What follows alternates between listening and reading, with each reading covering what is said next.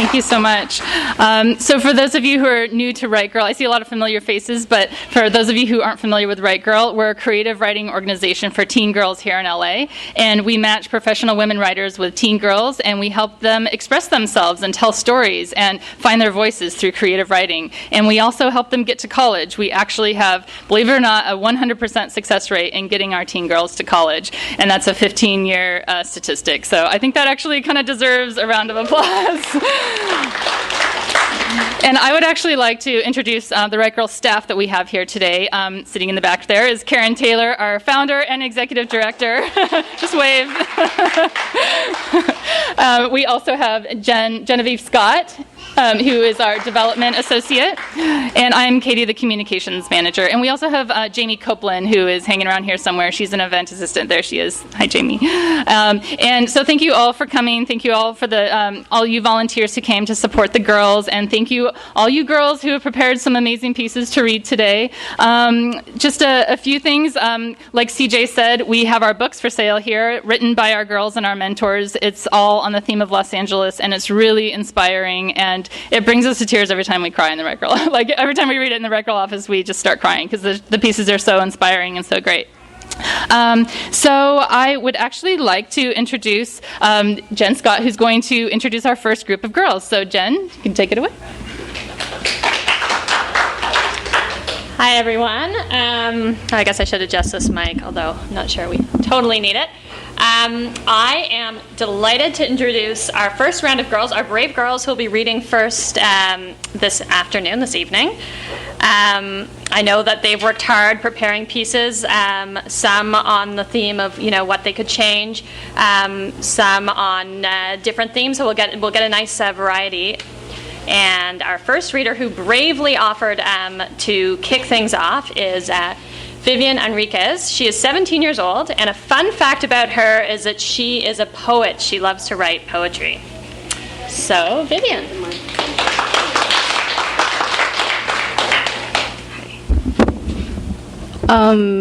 Another fun fact about me is that I've been spending my summer interning at the Writegirl offices, and it's really cool because everyone is so efficient, but they also create an atmosphere of casualty. So, a casual atmosphere. Sorry.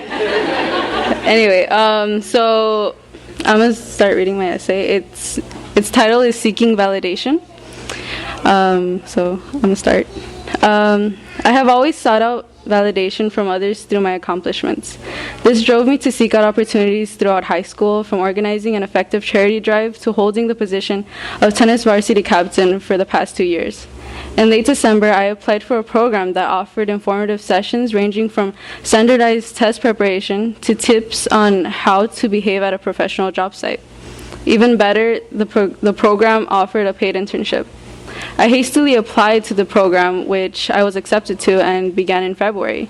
A week into the program, I was informed that each intern would be given an interview at an array of job sites based in LA, such as law firms and nonprofit companies. I became uneasy about the program, but I did not let myself capitulate to my social insecurities. Through this experience, I understood that effort is unrequited unless I validate myself. Self-validation branches off to self-love and value, and it is about time we all validate ourselves, not only for our successes, but for our attempts too. Jewish Big Brothers Big Sisters was the name of my first site. Time was on my side, and I arrived approximately 15 minutes early. I remember the lobby floor was extremely polished, and I was greeted by a tall white woman with blue eyes. I was already intimidated. We walked to her office, and the interview began. I will never forget the first statement she made to me about the interview. Don't feel pressured. An interview is just a conversation. We're just going to talk to get to know each other. Are you comfortable? I had rehearsed at school and at home for this interview. After I nodded, she talked about her career as a social worker and her daughter, who was my age and had cystic fibrosis. I talked about my school, my hometown, and my qualities that I possessed that I thought would benefit the office. We began to genuinely connect into our conversation. And that's it. Thank you.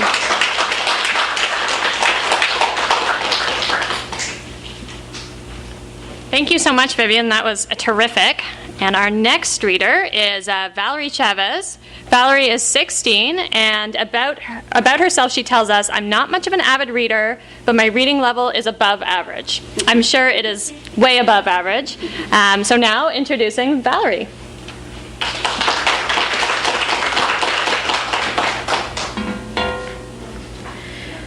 This piece is called Last Night, Good Night. If we were to dream in a nostalgic dream, will it be tied with your loving words? Even back then, you held my hand through passing times, even at times when I was cruel. There isn't enough words to say thank you, so I will write these words to you and wait for the last night, the good night. Waiting for the day where the world seems to be so small for you and me, but good night for now. Memories linked to the summer when we met face to face. Even today, your smile is still so bright. And I thought to myself, if every day were like this, maybe I found myself my God-given miracle. When times get rough, I still only think of you, and I reach towards the day that will be our last night, our good night. Good night. Until the day we reunite, where we won't have to say goodbye. And on that day, I promise to stay by your side until the end. I promise to smile just for you, and in return, smile for me. Good night for now.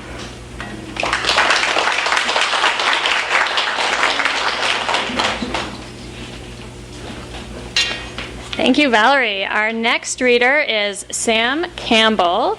Sam is 15. And she tells us that sometimes I wish I lived in a fictional universe, which is something I also relate to. So Sam, take it away.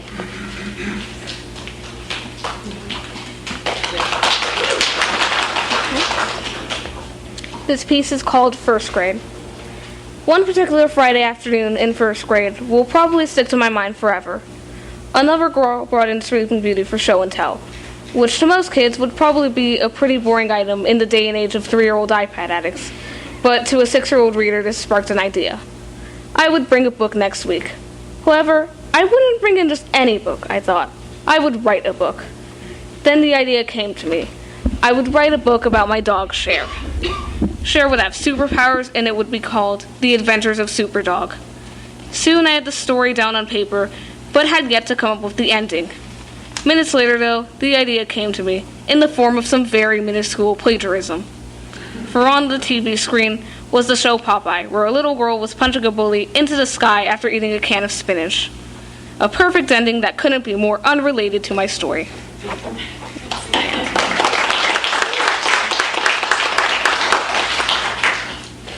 Thank you, Sam. And I know it's a little harder for some people at the back to hear, and we do have plenty of seats up front if anyone would like to take this moment to move. Any takers? Okay, maybe between reading groups.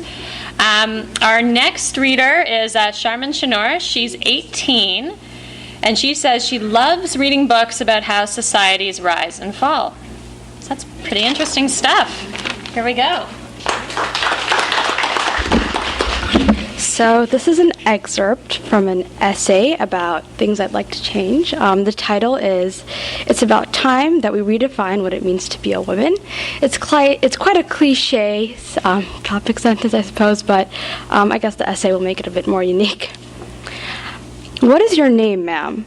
Charmin Shanor. What is your mother's name? Aisha Khatun. Your father's? Qayyum Abdul. I had been stressing each of my parents' surname, nervously taking gulps of breath in between. My stomach billowed in and out, hoping to maximize the amount of air I could breathe. But I was still choking on the fear that I would never see my parents again, that this was the end of my filial bond. At that moment, I could have diagnosed myself as a chronic stutterer, because not a single word came out of me in one piece. Granted, I was only 5 at the time. Are they your parents? The custom agent asked. Yes, they are, I stammered. As the agent looked at me straight in the eye, he suddenly began to laugh. How odd, you all have different surnames. Sorry, little one, I didn't mean to scare you. You're free to go.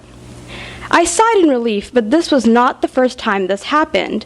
When I got lost in the mall, people were uninclined to let me go with a woman who claimed to be my mother but had a different surname. I couldn't travel across the U.S.-Canadian border without having the guard take a good look at me. It irked me that people would always question the validity of my name, especially because I thought it was normal to have a last name different than one's parents, or at least that's what my father said. When naming me, my dad wanted to ensure that I would carry my own identity. As an early feminist, he believed that all women should be independent and liberated from the shackles of patriarchy, and to him, this process began by giving his daughter a name remotely different than his. Thankfully, my father made sure to tell me this every single time I cried over my aberration. He would always end his pep talks by saying, "You are now free, so use your freedom to do something good, something different." So that's an excerpt. Yeah, thank you.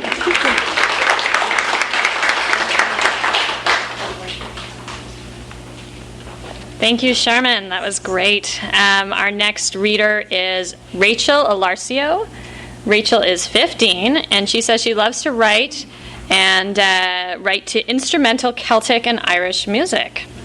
So let's see what that inspired. Rachel.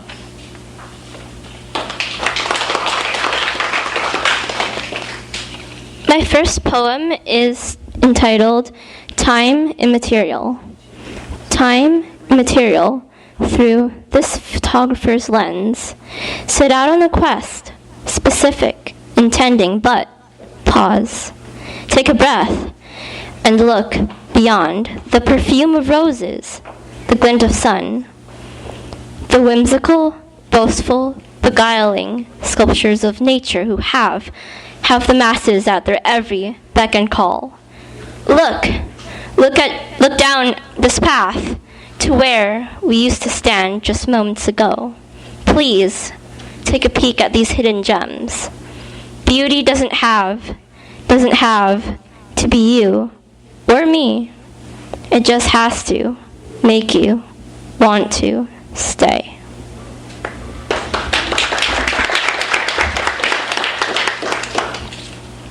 My second piece is entitled Closing Up Shop.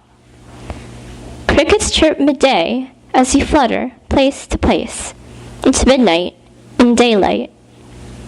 The methodic trickle of the water fountain at the center of the square. The whispers of young children, and the silver twinkle, ringing, lingering in the air. You push your wisps of loosely tied, cascading hair from your brow. 'Tis time. I'm sorry, but now I am at an impasse. You are my crossroads.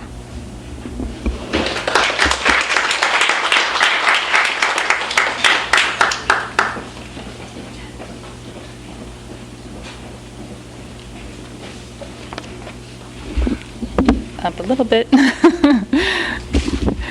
So today's reading is also in partnership with the TEDx Pasadena Women organization. They're going to be holding a conference October 29th. And so we are partnering with them because they're giving us a chance for our girls to attend the event in October. So our girls are submitting essays for the opportunity to attend. So some of the essays that you're hearing today are part of that application for them to be attending. And do we have anyone here from the TEDx Pasadena Women? Oh, great. Yay.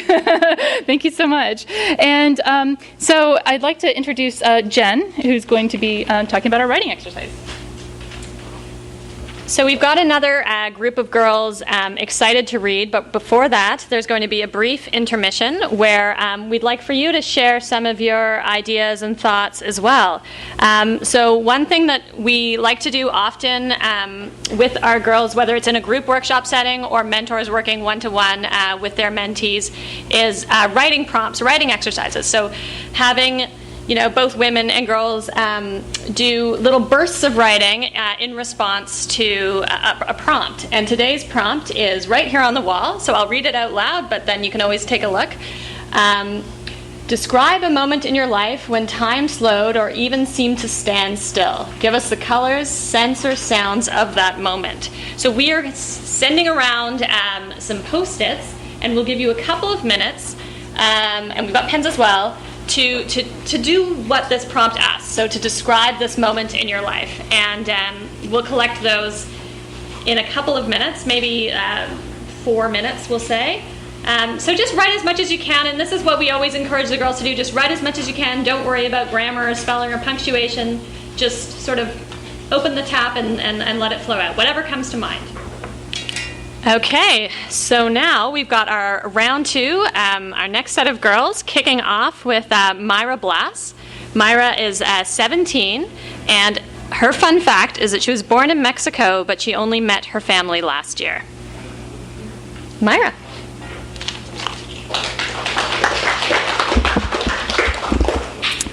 So my poem was inspired about a poem we read yesterday at the Click workshop, and I love the use of personification the author puts into her poem about nature and flowers. And they dance swiftly in the sun, bodies bending, minds dreaming, not a care in the world, a world far from ours, a world only they can see.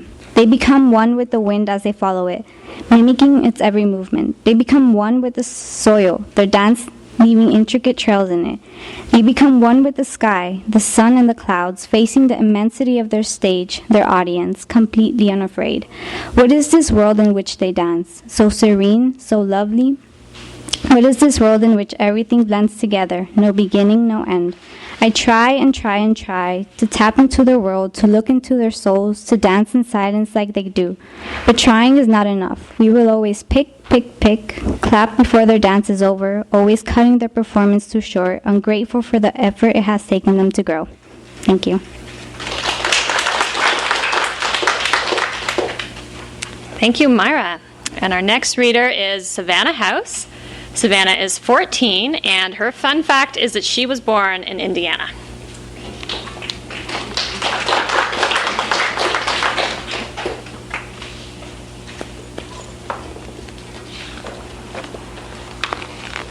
Okay, so this is my essay for TEDx, so it's untitled.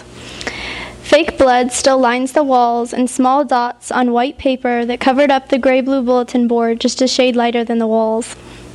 The white paper has been scribbled on and stickers have been pinned on with their sticky backs. All words of encouragement still plastered on from the beginning of the year.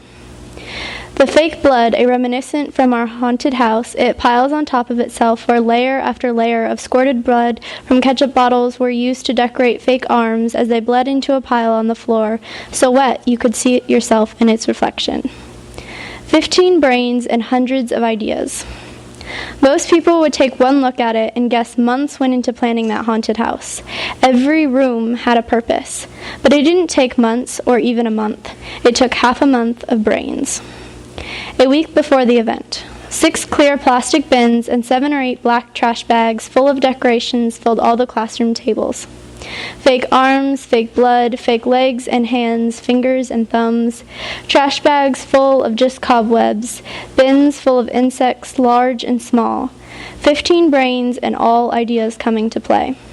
The whiteboard was used to make a floor plan of huge pieces of paper were used to create roles for everyone. Who can be a tour guide? Who can be a scarer? Everyone was bubbling over with ideas and they all fit together.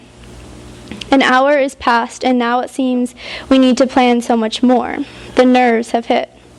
The day before the haunted house. Emergency meeting. Call out your name and your role. What time are we meeting tomorrow at the beginning of 6th period? How much time do we have to put the haunted house together? An hour and a half. Where are we meeting? Room 204. 15 minutes have passed, and we are left with the rush of adrenaline and the pain of limited time. 8:10 a.m. The bell has rung the morning of the haunted house. 6 more hours and we can start. Stomachs turn and smiles are glued to faces. We get to skip 6th period. We smiled secretly to one another, all waiting for classes to start. 12:55 p.m. Lunchtime. Just 1 more hour until we can start. 1 more period to sit through, 1 more clock ticking, and then we can start. 2 o'clock. Just a few more minutes until the principal announces that we're excused from class. Just wait a few more minutes. 2:20 p.m. If you're a member of the SLC team, please report to your meeting spot. It's time. We can start. Go to room 204 and grab the food and a few markers and paper. Go to the office and start popping popcorn, pouring it into bowls. Put the soda on the cart and start taking it over to the cafe. Help blow up balloons while we wait for time to pass. Quickly make signs so the other students know where to exit out of the second floor hall and not into the cafe. 3:20 p.m. School has been let out and the students are patiently following the signs out of the upstairs hallway and into the PE room. By 3:30, everyone besides the SLT team and a few recruited volunteers are downstairs waiting. Get out the decorations. Label every room. Sticky notes dangle from each door. Lock-in room, not decorated. Hideout place. Safety exits, 1 hour till showtime. We all giggle. Markers started to roll on the floor and people chased after them. Hushed voices were heard in secret halls. Everywhere was a hiding place. 3:45 p.m. Posters were already hung on walls. Red ink spilled down them, and black ink perfectly shaped to make words. Orange ink made jack-o'-lanterns and yellow outlined them. Cobwebs hung on 3 blackout windows. It was slowly getting darker and darker as it did. Everyone seemed to get louder and louder, while the clock seemed to grow silent. 4 o'clock. Half an hour till showtime. A key word within the voices that spoke. Showtime. My time and our show. Showtime. Cobwebs filled all the walls, and just a few windows stood not blacked out. The blackout curtains blocked the light inside the main part of the haunted house, made the light blue walls seem black, and the lights just a few watts brighter. If you stopped in your tracks, nothing else did. Scarers were in costume, and decorators were laughing and moving, talking while the assembly line went up the wall. One person held tape, the other a cobweb. Fake limbs lay on the floor while flake blood surrounded them. Students were piling into the cafe without their uniforms, but costume after costume. From the second floor, I could see only the top of their head and faint specks of makeup. 4:20. When it's all done, tour guides do a walkthrough and learn the secret and subtle tricks to setting the decorations off and giving the scarers hints for when to jump out at the right moment. People hide out in the bathroom, others within a room with all closed doors. Everyone huddle in. Take a deep breath. Tour guides head downstairs to collect the first group of people. 4:30. 3 groups were ready. The first group went up through the back stairway in darkened halls, through blackout curtains and into the lock-in room. The doors are closed for 30 seconds and the music is loud. Scarers walk around you. You walk out the other way through an even darker hallway. The tour guide claps twice and lights go off a few times. Hit the bathroom wall once and someone else jumps out. Through another hallway and back down the stairs and into the cafe. Over and over again, in and out of the haunted house. An hour and a half passes. 6 o'clock. Time is up. The haunted house is over. We all collapse on the floor, laughing with pizza in one hand. Time seemed to stop, but life did not. The only thing that filled the empty space was laughter. No one looked at the clock. We had all the time in the world.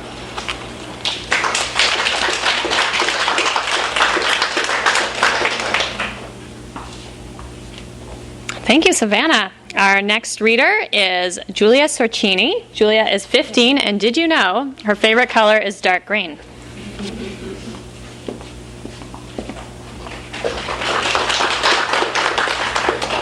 Hello.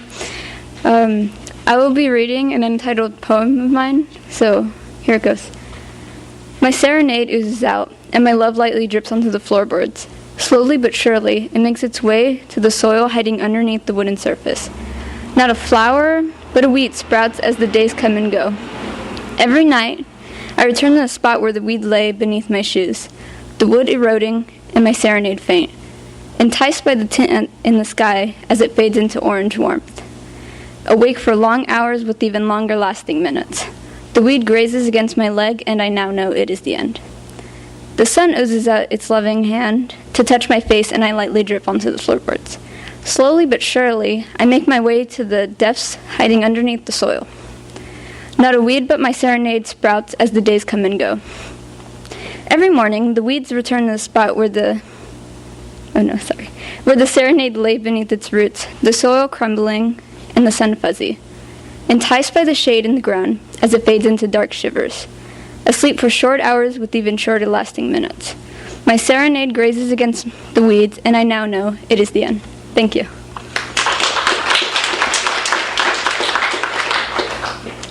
Thank you, Julia. Our next reader is Courtney Hayforth. Courtney is 16, and her favorite color is purple.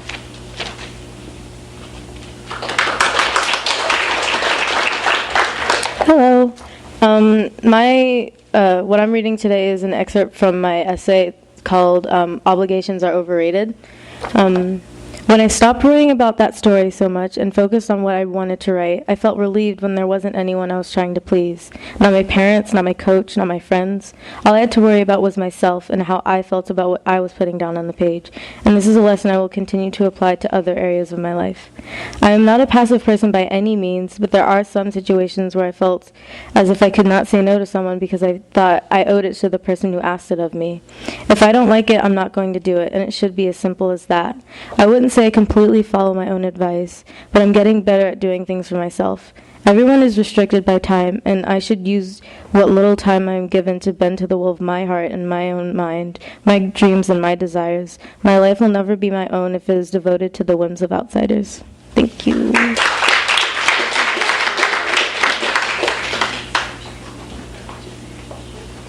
Thanks, Courtney. Our next reader is Daria Upadhyaya. She's 17, and she loves to read mysteries. Dara.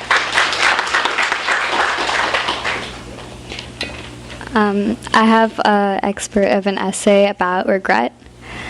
So a couple weeks ago, I failed my first behind-the-wheel driving test, and it sucked a lot. I hate failing things. Not to say I haven't failed before, but it feels horrible, horrific, and I kept on thinking back to that one mistake that I made. It was an automatic fail, so it made it, all that worse. One thing that I could have done better. And that regret sort of opened up a whole Pandora's box of little regrets and mistakes that I had made before.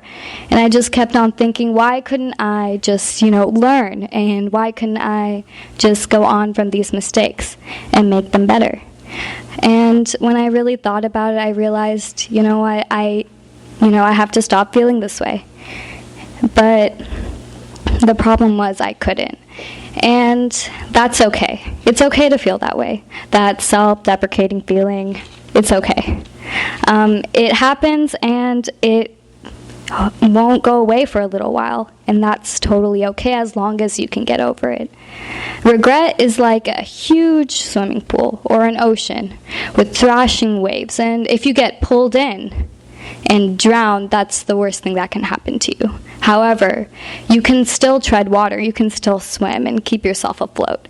And once you can find that way, that balance to tread water and lift yourself out, then you've found peace. And you can move past that regret and look to the future and try and not make that mistake anymore. Thank you.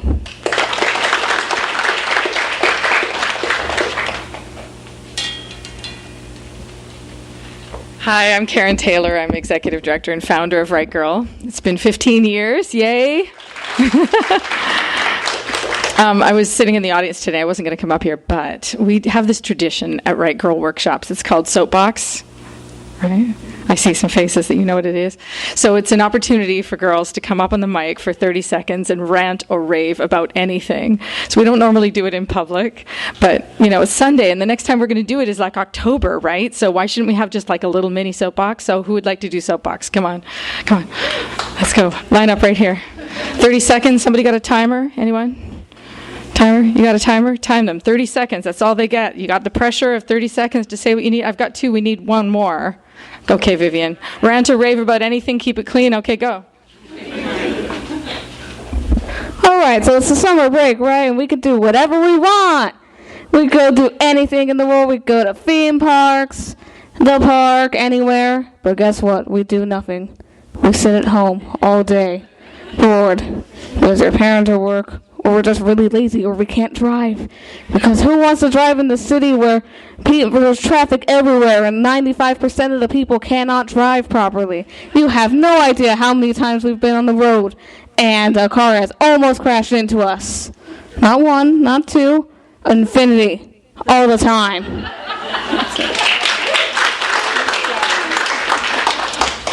Okay, so it's summer, right? So I like to do nothing during summer, and nothing includes reading. So there's like a million books on my list, and I've read a lot of them. Like, I'm talking a lot of them. So we were just sitting over here, and Courtney and I were looking at all the books, and I was pointing out all the ones that I've read. And the horrible thing about it is, it actually ended. So you read it and then it just ends. And I was like, oh my God, this is not real.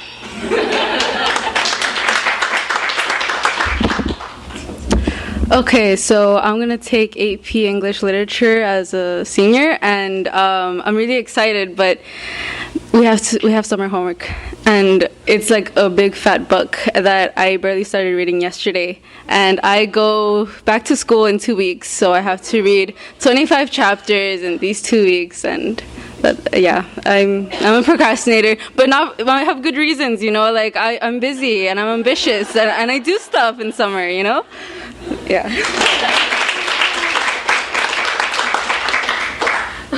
So that's a little taste of Soapbox. We do it all year long, every month at the workshops, and it's really fun opportunity we hear all kinds of things, like you heard today. So, the core of Writegirl is about writing, but it's really about self-expression, finding your ideas and your voice, and it's been my pleasure to be working to empower young women's voices. Delighted that we have a nominated woman in a top leadership position in America.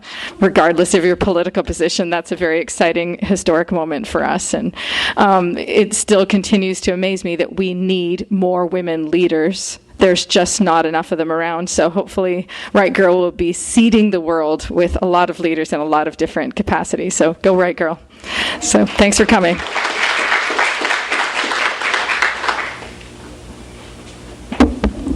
All right, so not everyone was quite prepared to come up for Soapbox, but you may hear a bit of your writing now. I wanted to share some of the writing exercises from earlier because there's just some really terrific work here. I wish I could read them all, but I've just picked a few. This is the first one. I was falling. The ground was coming up faster and faster, but there was nothing I could do. I had decided on this. The cord pulled tight as I was only a few feet from the ground, and I could feel the air being knocked out of me. I thought I would never stop falling, yet there I was, being catapulted right back to where I'd come from. It was as if I could see all the birds flying in slow motion. I had never felt less in control and more at ease seeing the world slow around me.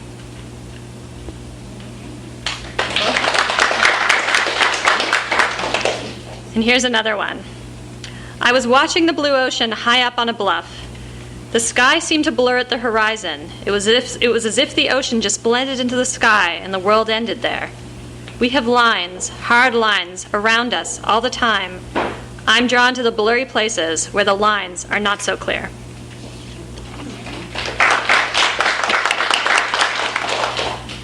And this is a third one. My college graduation day. This one has the title, My College Graduation Day 2014.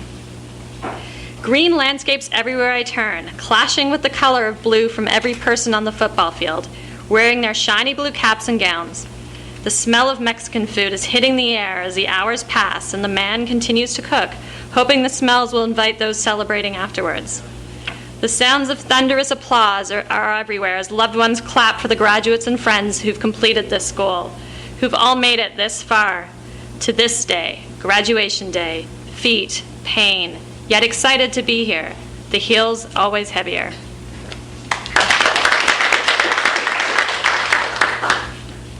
And because you haven't written quite enough today, before we end this evening, we're just going to do another little writing exercise, and Jamie's going to start to hand out index cards again, because you haven't seen enough of those, because we're going to do something that we call threads. It's something we like to end all our Writegirl workshops with.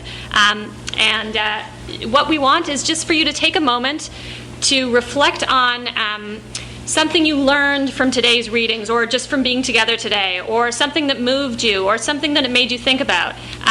Just scribble it down, and when you've done it, when you've completed this little exercise, we ask you to swap cards with someone near you and perhaps read a couple out loud to see what happened today, what difference it made. So once you've finished writing your thread card, we're going to start passing them to a nearby person around you or behind you or in front of you, or just swap them.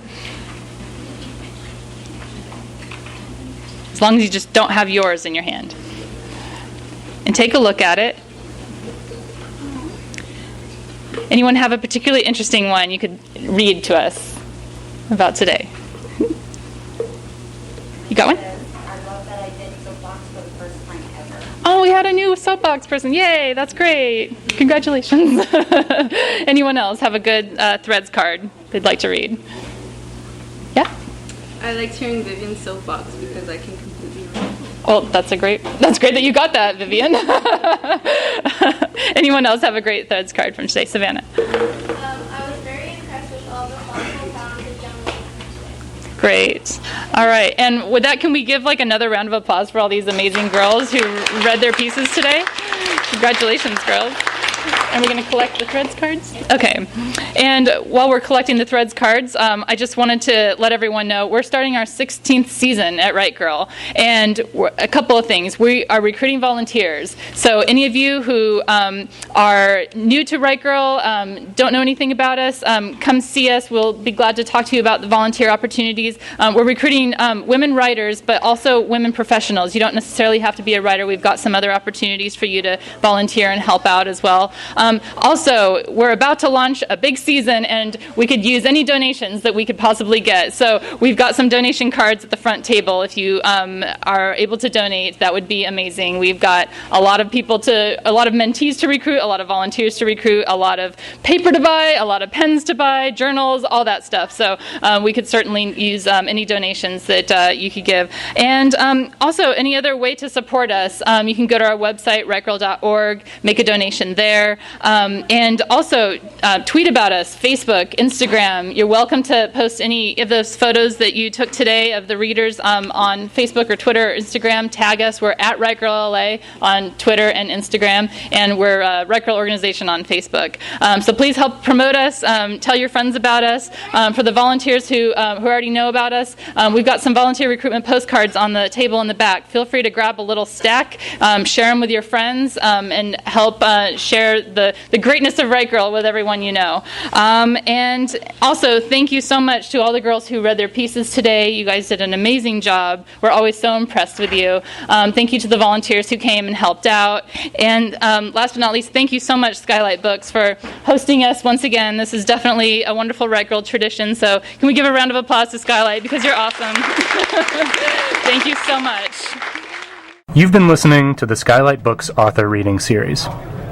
Don't forget, you can listen to this and all our other great podcasts at skylightbooks.com.